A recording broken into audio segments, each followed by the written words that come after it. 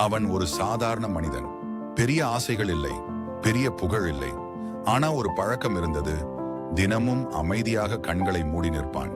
தவறான வழி போக விடாதே, அதுதான் அவன் வேண்டுதல். ஒரு நாள் அவன் செய்யாத தவறுக்கு அவன் வாழ்க்கை முழுக்க தண்டனை கிடைத்தது. வேலை போனது, மரியாதை போனது, நம்பிக்கை கூட போனது.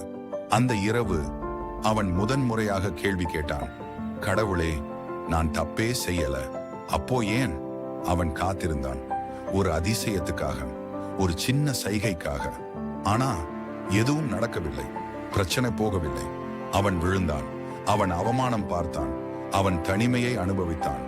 ஆனா அவன் ஓடவில்லை, அவன் நின்றான். அந்த நின்ற நிலைதான் அவனுக்கு புதிய சக்தி கொடுத்தது.